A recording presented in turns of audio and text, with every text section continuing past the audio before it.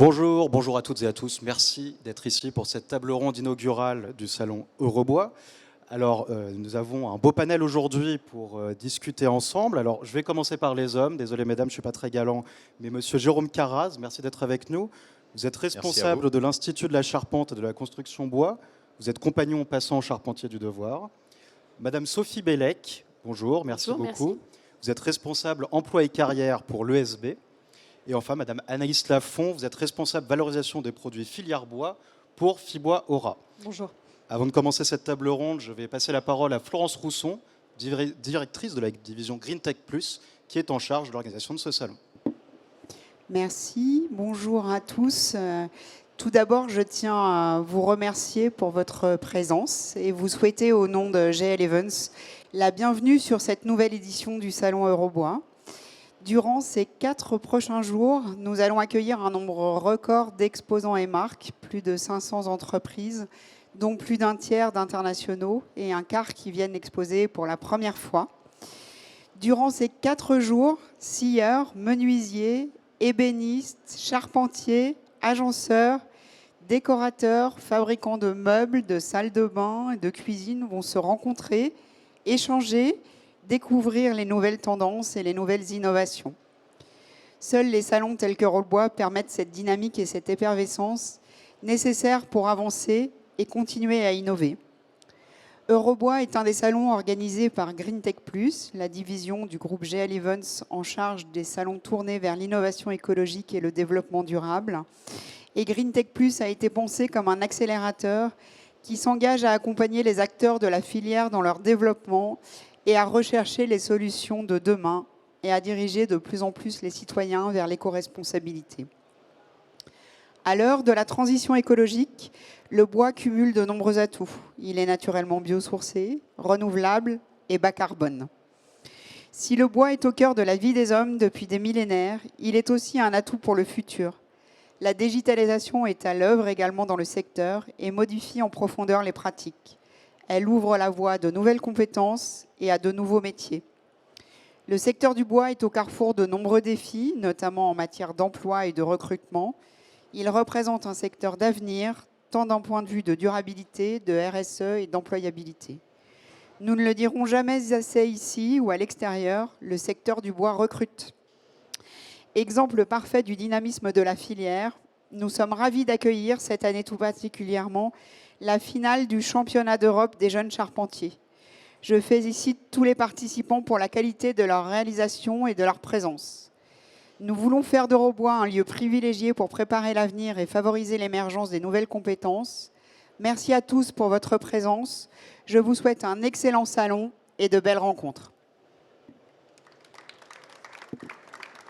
Merci beaucoup.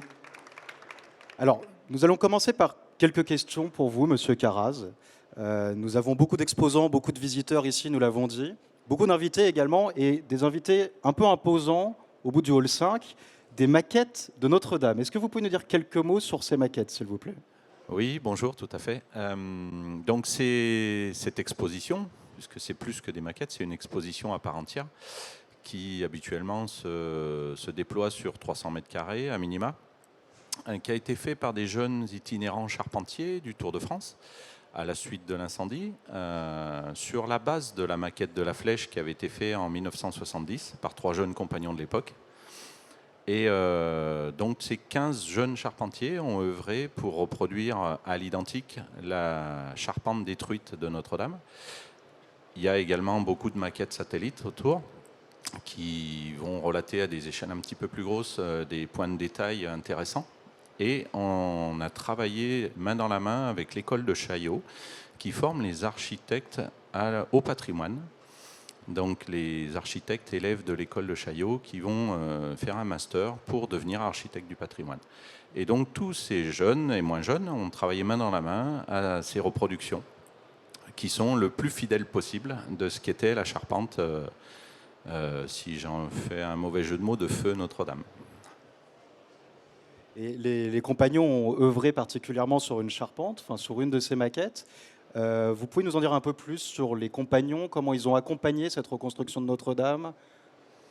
Alors, On a voulu montrer que les savoir-faire étaient toujours bien présents et transmis de ce qui faisait cette charpente. Donc, on a vraiment œuvré à ça, à montrer les savoir-faire, à montrer que la transmission se faisait toujours. Les compagnons, nous, Association ouvrière des compagnons du devoir, aujourd'hui, c'est 10 000 apprenants par an sur 35 métiers. Il n'y a pas que des métiers du bâtiment, il n'y a pas que des charpentiers, des menuisiers. Il y a aussi d'autres filières, comme les filières des matériaux souples, les métiers du goût et les métiers de l'industrie également. Voilà, on s'emploie à former des jeunes du mieux qu'on peut. On les pousse à aller le plus loin possible, à ce qui vraiment... à créer une émulation, de manière à ce qu'ils aillent le plus loin possible dans leur carrière et qu'ils s'épanouissent dans leur travail. Alors, en parlant d'émulation, juste à côté, pour ceux qui auront l'occasion d'aller voir cette exposition sur les maquettes de Notre-Dame, vous verrez également des jeunes très affairés qui sont les participants au concours des jeunes charpentiers. Vous pouvez nous en dire quelques mots sur ces jeunes ? Oui, tout à fait. Donc, ce concours, c'est la 15e édition. Donc, il a une trentaine d'années d'existence. Cette année, il y a 6 nations qui s'affrontent. 3 jeunes par équipe, 3 jeunes charpentiers. Alors, quand on dit jeunes charpentiers, on pense souvent jeunes qui sortent du chantier et des ateliers, oui, mais pas que, parce qu'à leur niveau, c'est des athlètes à part entière et ils s'entraînent depuis 18 mois. À ça, ils vont faire une pièce en 22 heures où j'aurai certainement beaucoup de mal à la sortir en 40 heures. Ils suivent un cursus en parallèle de leur Tour de France pour s'entraîner, pour suivre les entraînements. Souvent, c'est des jeunes qui sont aussi engagés sur les WorldSkills ou les EuroSkills en parallèle. Voilà, c'est vraiment l'excellence à part entière et ces jeunes, c'est la pointe de la flèche, quoi. Félicitations à eux et remise des médailles le vendredi, c'est ça ? Vendredi 11h. Très bien. Et donc ces jeunes, alors à quoi ils peuvent s'attendre après ce concours, après Eurobois, pour leur perspective d'avenir ? Ah ben, c'est des jeunes, ils n'auront pas de problème d'employabilité, hein, j'en suis sûr. Et c'est pas, comme on pourrait dire encore de nos jours, des bêtes à concours, comme ça s'est vu avec les pays asiatiques, qui eux n'ont pas le même état, enfin ils y vont pas dans le même état d'esprit que nous. Nous, on est vraiment des jeunes qui sont opérationnels aussi bien en entreprise que sur ce concours. Ils s'entraînent pour ce concours, mais ils savent que c'est une durée limitée. Il faut avoir moins de 23 ans pour participer. C'est des jeunes, très jeunes même. Et à terme, c'est des salariés d'entreprise à part entière et ils ont des responsabilités en entreprise également.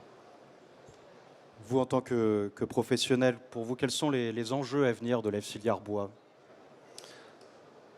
La filière bois et la filière formation bois aussi, c'est de coller aux besoins des entreprises, c'est de coller aux besoins du marché. Aujourd'hui, je dirais suivre les évolutions tout le temps.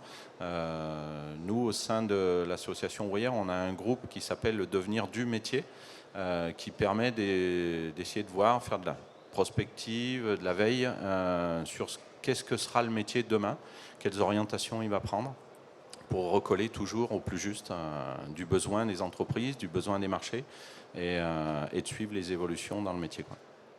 Très bien, merci beaucoup. Je pense que ça fait une bonne jonction avec notre prochain intervenant. Donc, vous travaillez dans une école. Alors, est-ce que vous pouvez nous exposer un peu la diversité des métiers de cette filière bois, comme vous la voyez, vous, par rapport à votre école ? Et qu'est-ce qu'on peut faire aujourd'hui pour valoriser et pour attirer les talents qui seraient attirés par cette filière ? Alors nous, historiquement, on est une école d'ingénieurs. Donc on forme des ingénieurs, des Bac plus 5. Et on a développé des formations Bac plus 3, Bachelor, Bac plus 2.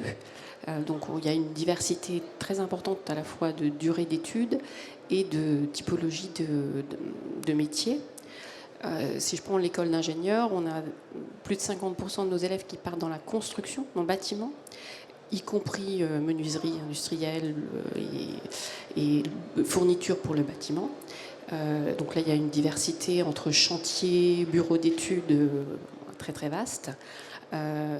Et d'ailleurs, on a eu, pour faire le lien avec Notre-Dame, on a des élèves soit apprentis, soit en stage de fin d'études pour ceux qui sont en filière présentielle, qui ont travaillé sur des projets de fin d'études, par exemple, avec des entreprises qui ont collaboré avec toutes ces entreprises qui ont permis de rebâtir la charpente de Notre-Dame.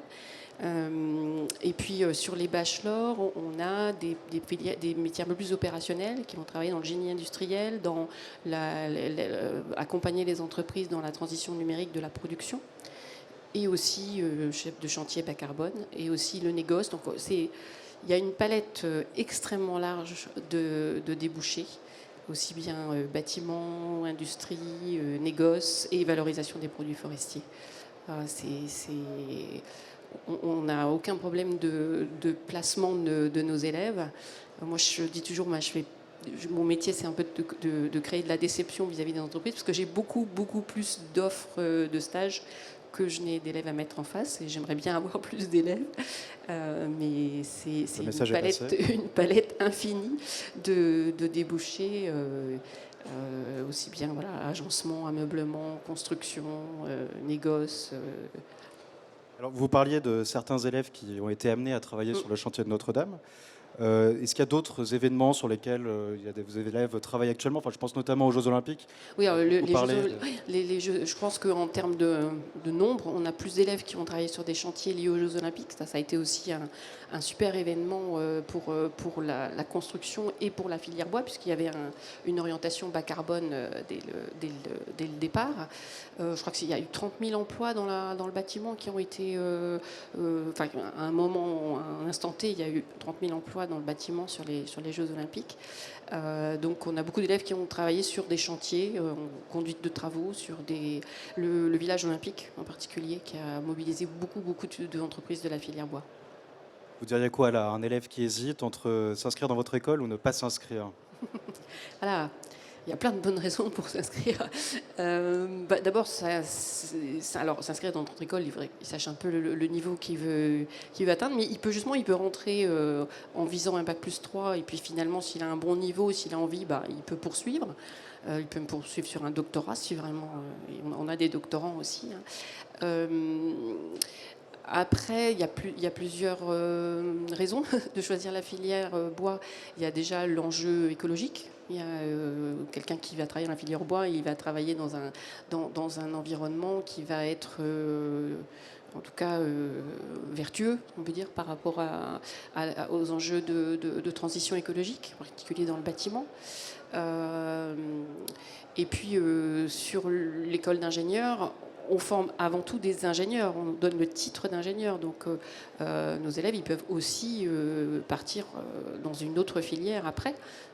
Statistiquement, on a 30% des diplômés qui au bout de 10 ans ne sont plus dans la filière bois. Donc, alors c'est dommage pour la filière bois, mais ça veut dire que notre formation, elle permet d'ouvrir vraiment vers plein d'autres métiers d'ingénierie. Donc il y a énormément d'enjeux et nos formations, elles répondent à ces enjeux-là, en particulier l'enjeu bas carbone. Et vous espérez quoi, vous, en tant que recruteuse d'élèves, pour l'avenir de la filière? Quels freins on pourrait lever éventuellement pour attirer davantage de personnes?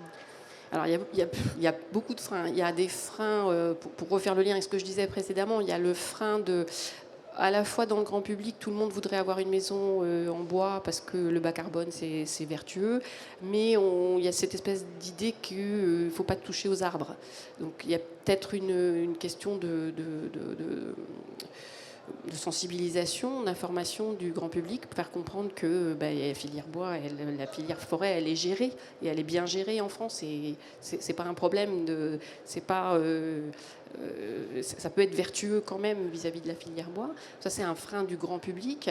Il y a aussi faire connaître le fait que la filière bois permet une multitude de débouchés, y compris à des niveaux bac+3, bac+5. Je pense que ça, c'est assez méconnu de la part, en particulier par exemple des parents, des enseignants, qui peuvent être des prescripteurs pour les jeunes. Donc faire en sorte qu'on on fasse mieux connaître la variété de nos débouchés. Je pense que ça serait intéressant aussi d'arriver à lever ce type de frein. Et c'est un de nos gros enjeux avec des projets qu'on a sur l'avenir. Hein. Le projet UpFib que je vous avais évoqué, qui est un projet qui mobilise 10 millions d'euros quand même sur 5 ans avec l'ESB, mais il y a Fibois aussi, il y a le FCBA et le Campus des métiers. C'est typiquement un projet qui est dédié à la notoriété, l'attractivité des formations de la filière. Et on espère, en développant des parcours bachelor, en essayant sur le territoire, en essayant de faire des passerelles pour permettre à des gens qui ont des bac+2 de faire une formation pour pouvoir atteindre un bac+5 et atteindre un niveau de maths qui permet de passer au bac+5. Enfin, donner de la souplesse dans les parcours pour augmenter notre notoriété, augmenter notre attractivité. Après, il y a un autre enjeu aussi, peut-être, ce serait que la filière... On a une filière qui est très, très dynamique, mais qui est très éclatée. Alors, je connais les chiffres pour les Pays de Loire, puisque l'école est à Nantes.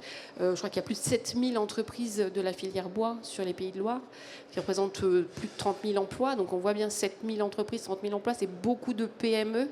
Et c'est difficile de porter une voix politique, de porter un poids politique quand on est comme ça, plein de petites entreprises. Donc si les entreprises arrivaient à se... Et bon, ça, je sais que Fibois œuvre pour ça aussi, bien sûr, mais c'est se structurer pour avoir un vrai poids politique. Ça, je pense que ça nous manque. La filière manque de ça, en fait. Et si je peux même rebondir un petit peu sur ce que vous disiez par rapport au parcours des bachelors ou autres, c'est vrai qu'avec mon homologue menuisier, on travaille en ce moment même avec l'ESB, justement pour voir s'il y a moyen de marier nos parcours, à la fois Tour de France et à la fois bachelor, pour nos publics respectifs. Voilà. On essaye de travailler main dans la main en tout cas, pour faire évoluer les choses. La filière, les formations permettent vraiment de couvrir tout le spectre. On a tout, depuis compagnon jusqu'au doctorant. Et ça, c'est quand même une chance. Merci beaucoup. Alors, vous disiez que peut-être un des facteurs qui empêchait un peu les élèves de se diriger vers ça, c'était une mauvaise connaissance de la filière, en tout cas pas de toutes ses subtilités. Alors, Madame Lafont, peut-être que vous allez pouvoir nous éclairer au moins sur la filière bois ici, en aura, ses grands chiffres et peut-être un peu ses spécificités. Effectivement, et puis on pourra tout de suite faire une comparaison avec les Pays de Loire dont vous avez cité de grands chiffres. Alors en Auvergne-Rhône-Alpes, les établissements qui travaillent le bois, c'est plus de 20 000 établissements et 60 000 emplois. Donc on voit aussi effectivement que c'est une filière qui est très très présente dans notre région et avec une majorité de TPE, PME, tout comme pour nos voisins des Pays de la Loire. On est aussi sur une région qui est forcément beaucoup plus forestière qu'en Pays de Loire, puisque si on revient à la base de notre filière, en Auvergne-Rhône-Alpes, on a la chance d'avoir une ressource extrêmement présente. 37% de la région est recouverte de forêt. C'est une forêt qui est en extension comme partout en France globalement. On a plutôt une capitalisation des bois sur les dernières décennies, contrairement à ce que peut-être l'imaginaire collectif aussi peut encore penser. Et on est sur une forêt en Auvergne-Rhône-Alpes qui est assez diversifiée, beaucoup de résineux et de feuillus à peu près à part égale en volume. Une forêt qui appartient beaucoup par contre à des propriétaires privés, à 80%, donc des personnes comme vous et moi qui ont un bout de forêt dans la famille, et donc 20% qui appartient plutôt à des publics. Et donc sur ces 20 000 établissements qui travaillent le bois en Auvergne-Rhône-Alpes, ils utilisent notamment bien sûr cette ressource régionale, puisqu'on est sur une ressource régionale qui est récoltée à plus de 5 millions de mètres cubes par an en Auvergne-Rhône-Alpes, par rapport à un accroissement naturel qui représente plus de 15 millions de mètres cubes. Donc vous voyez qu'on a... C'est pour ça qu'on a une forêt qui continue à grandir, grossir, on va dire. Alors, en tant que représentation interprofessionnelle de la filière bois, comment vous voyez-vous les enjeux de la filière par rapport aux professionnels et par rapport à la région que vous représentez aujourd'hui ? Alors bien sûr, le premier enjeu, il a déjà été cité par mes voisins, l'attractivité des métiers, des formations, faire connaître nos métiers, la diversité des parcours. Nos entreprises recrutent du niveau CAP au niveau ingénieur aujourd'hui. dans tous les secteurs d'activité. Si vous voulez travailler dans l'industrie, si vous voulez travailler effectivement sur chantier, on a aussi la partie bois énergie, fabrication de panneaux, donc plutôt industrielle, qui est aussi une filière avec des débouchés. Donc on a déjà ce gros enjeu d'attractivité des métiers, de les faire connaître. On sait que par méconnaissance ou par des images qui sont peut-être un peu vieillottes sur certains de nos métiers, parfois il y a des freins à aller vers cette filière alors qu'elle offre les beaux parcours qu'on a entendus à l'instant et que heureusement on a beaucoup de jeunes qui s'épanouissent dans nos entreprises et de plus en plus, mais on a énormément de recrutements à venir sur les mois et les années à venir. Sur la région Auvergne-Rhône-Alpes, c'est plusieurs milliers de recrutements par an, la filière forêt-bois. Donc voilà, si jamais il y a des appétences ou un intérêt pour travailler un matériau écologique durable et pour rejoindre nos entreprises, il y a vraiment beaucoup de place pour de nouveaux collaborateurs. Ça, c'est vraiment un premier enjeu. À ce sujet, je me permets de citer une animation qui aura lieu justement ici même demain matin sur Eurobois, à laquelle on va participer. Alors plutôt pour les entreprises, pour les aider à connaître tous les dispositifs d'aide au recrutement qu'il existe et ainsi rapprocher effectivement des jeunes en sortie d'école, des demandeurs d'emploi de nos entreprises. Dans les autres enjeux qu'on a pour développer notre filière forêt-bois, il y a effectivement le fait de mobiliser notre ressource locale, régionale, nationale, d'arriver à l'utiliser au mieux avec toute la gamme de produits dont on a besoin aujourd'hui et demain pour construire, pour aménager, aussi pour se chauffer. On a du bois qui nous entoure quand même pas mal dans notre vie quotidienne et ce fort enjeu de pouvoir l'utiliser au mieux localement.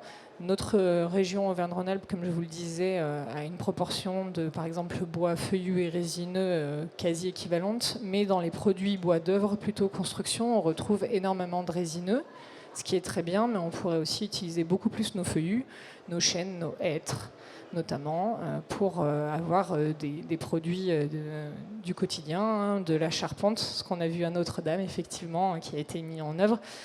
C'est encore à redécouvrir, on va dire, plus globalement, pour pouvoir utiliser encore mieux l'ensemble de la diversité de nos forêts. Et puis, je dirais, en enjeu, justement, pour relier à cette forêt, vous savez tous que la forêt est également victime du changement climatique, mais c'est une des solutions également, puisqu'elle stocke du carbone. La croissance des arbres nous permet d'absorber du CO2, de stocker du carbone, et d'autant plus de stocker du carbone si on utilise le bois qui est produit dans des produits à longue durée de vie, donc des produits comme la charpente de Notre-Dame, on sait que c'est une très longue durée de vie. D'autres, voilà, 150 ans effectivement, d'autres produits bien sûr de construction, d'aménagement notamment.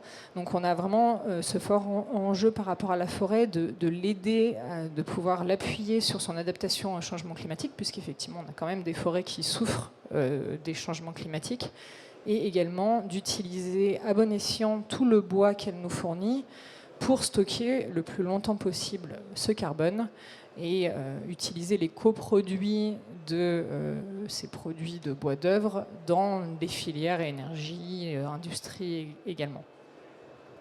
Oui, alors c'est ce que vous disiez, va permettre de rebondir aussi avec nos autres participants, puisque le bois est à la fois une solution pour la transition écologique et aussi victime des changements, des bouleversements à l'œuvre, des bouleversements climatiques.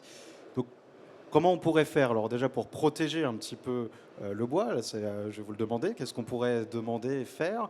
Et à vous, je vais vous demander aussi comment est-ce que ça peut être un moyen d'attirer des jeunes talents? Est-ce que vous utilisez, vous, cet argument et le bois comme solution écologique? Est-ce que c'est des enjeux aujourd'hui qui sont présents dans votre quotidien en tant que professionnel? Répondre dans l'ordre que vous souhaitez. Par rapport à la question de la protection, en fait, je pense que. Commençons par protéger d'abord. Pour protéger les forêts, c'est surtout les gérer. Et aujourd'hui, pour les gérer, le moteur de la gestion forestière, c'est quand même d'utiliser à bon escient les produits de ces forêts. Donc, encore une fois, on est plutôt sur le meilleur usage possible sur l'ensemble de la gamme de produits qu'on peut tirer de chacun de nos arbres, de chacune de nos essences. Donc, d'arriver à valoriser au mieux tout ce qu'on a dans nos forêts. C'est ce qui va nous permettre de gérer nos forêts, c'est ce qui va nous permettre aussi, lorsqu'on a une forêt qui est en crise sanitaire, puisque malheureusement on en a quand même en France, donc en fort dépérissement à cause du changement climatique, de pouvoir aller prélever les bois qui sont en souffrance et l'accompagner sur son renouvellement, repartir sur, par exemple, d'autres essences ou des essences plus méridionales qui s'adapteront mieux au nouveau climat. Donc c'est vraiment l'usage des produits qui est le moteur de la gestion sylvicole partout en France et qui, après, voilà, une fois qu'on a sorti ces arbres, il faut être capable de les valoriser au mieux et d'utiliser du coup ces bois sanitaires. Mais je pense que c'est ce que commencent à faire tous les professionnels aujourd'hui et ce qu'il faut qu'on continue collectivement à avoir en tête. J'irais même au-delà, puisque souvent on entend dans les conversations des gens, faut pas toucher faudrait sacraliser la forêt. Ok, très bien. Si on sacralise la forêt, qu'on n'exploite pas le bois des forêts, l'arbre, comme tout être vivant, va arriver à maturité, va vieillir, va mourir. Une fois qu'il est mort, il tombe au sol, il pourrit. En pourrissant, il libère tout le CO2 qu'il a capté dans sa croissance. Bilan zéro, quoi. Donc au final, de mettre des arbres, de les exploiter correctement, de les mettre dans la construction, dans l'ameublement, dans l'agencement, sur des choses qui sont pérennes, on stocke du carbone de manière pérenne et on permet à la forêt de se régénérer complètement. Donc là-dessus, il n'y a pas de sujet. Et si on en revient un petit peu à Notre-Dame, de mémoire, c'est France Bois Forêt qui s'était amusé à calculer ça, parce qu'au lendemain de l'incendie, beaucoup de journalistes disaient oh, on n'aura pas assez de bois pour reconstruire, etc. Et ils s'étaient amusés à calculer donc les fameux 1200 mètres cubes de chêne qu'il a fallu pour refaire cette charpente. Par rapport à la croissance annuelle de la forêt française, de toutes les chêneraies françaises et du volume de bois que ça représente, je crois que ça correspondait à 2 heures de croissance annuelle. Autant dire une goutte d'eau, quoi. C'est pour donner une échelle de la diversité des forêts qu'on a en France et de la croissance annuelle qu'on a, on n'en exploite même pas la moitié, quoi. Ou à peine la moitié.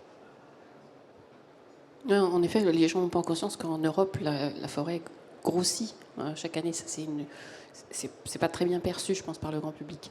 Et pour en revenir à votre question, nous, on a beaucoup de jeunes candidats à entrer à l'école qui ont cette préoccupation écologique. Ils viennent candidater en exprimant leur engagement dans la transition écologique, dans la redirection écologique.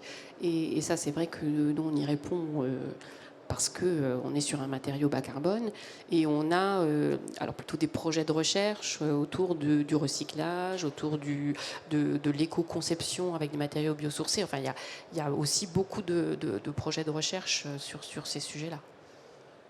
Et même de réemploi, puisque si on revient à Notre-Dame, les bois de la construction initiale avaient déjà été réemployés pour l'agrandissement de la cathédrale, pour avoir déjà refait une charpente après le XIIIe, quoi. Ils avaient réutilisé déjà les bois de l'époque du XIe. Il y a une belle filière de réemploi en France C'est pas nouveau, qui se développe. Et est-ce que, alors comme on parle de Notre-Dame, est-ce que vous avez constaté, alors c'est peut-être plus une question qui s'adresse à vous, mais peut-être vous aussi, vous l'avez constaté, que cet incendie, que cette catastrophe de Notre-Dame a paradoxalement permis de mettre un petit coup de projecteur sur toute la filière bois, de sensibiliser un peu mieux les gens à ces enjeux. Vous nous avez donné quelques chiffres qui sont extrêmement parlants. Est-ce que vous pensez que c'est des chiffres qui ont suffisamment imprimé auprès du grand public? Ou est-ce qu'on peut faire mieux? Et si on peut faire mieux, comment faire peut-être? Après, je dirais que effectivement, l'incendie, pour moi, ça a été un mal pour un bien, dans le sens où ça a mis en lumière notre métier de charpentier. Aujourd'hui, on continue à travailler, à le mettre en lumière à travers l'exposition, à travers des événements comme le concours européen des jeunes charpentiers. Et on travaille au quotidien à ça. Nous, on a ressenti un effet Notre-Dame réel. Puisqu'en 2018, on avait 1000 apprenants charpentiers sur le Tour de France qui venaient se former initialement, enfin tout apprenant confondu. Aujourd'hui, on est monté à 2000. On essaye de stabiliser l'effectif parce qu'après, bien sûr, il faut pousser les murs, mais voilà, on a eu un réel effet bénéfique à travers cet incendie qui a été une prise de conscience. Comme je dirais, tous les clubs de foot font le plein après qu'une équipe de France ait gagné la Coupe du Monde, quoi. Un peu, si on peut imager ça un petit peu succinctement. Très bien. Merci beaucoup. Il y a peut-être des questions du public à poser à nos invités. Moi, si je me permets, je voulais juste ajouter quelque chose à propos des enjeux, parce que je ne l'ai pas cité tout à l'heure, mais c'est un point hyper important, et c'est un sujet qui me tient à cœur. On avait un vrai enjeu de féminisation aussi. Statistiquement, il y a à peu près autant d'hommes que de femmes sur la Terre, à peu près. Et dans la filière, on a un vrai problème. Alors, il ne faut pas jeter la pierre à la filière bois, c'est un problème de l'industrie en général et des métiers scientifiques et techniques en général. Mais on a un vrai enjeu de faire venir des filles sur les métiers scientifiques et techniques et aussi, bien sûr, particulièrement dans notre filière. Mais ça, c'est très compliqué à réaliser.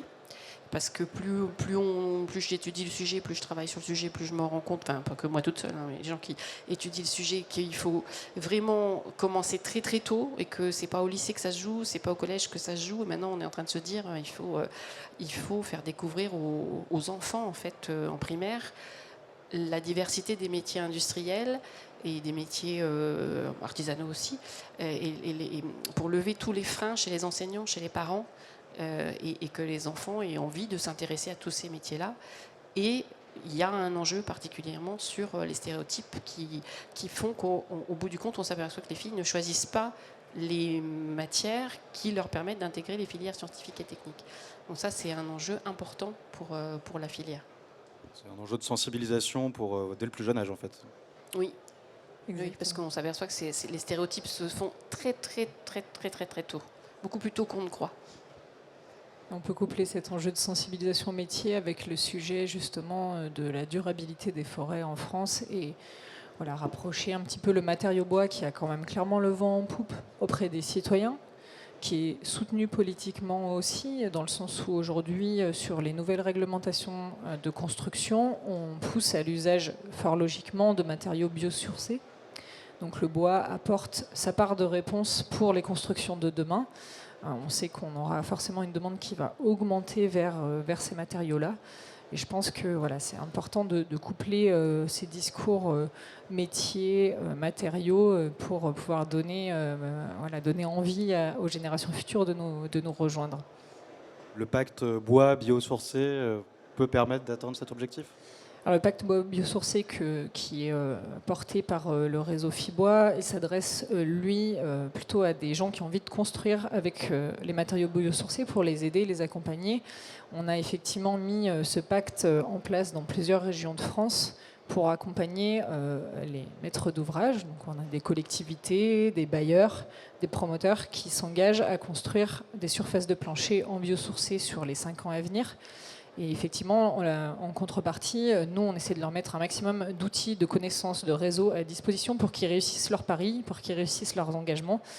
Et si vous êtes aujourd'hui toute la journée sur le salon, je vous encourage à venir voir la nouvelle salve de signature qu'on aura à 16h30 sur notre stand juste à côté d'ici, pour accueillir de nouveaux signataires, donc de nouveaux porteurs de projets de construction ou de réhabilitation qui vont s'engager à utiliser des biosourcés.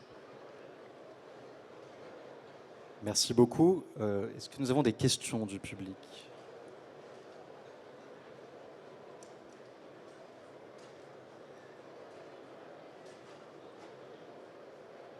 Très bien. Nous vous remercions. Merci beaucoup pour votre participation, pour vos éclairages sur ce sujet. Merci à vous. Et on se retrouve sur le salon. Merci à vous.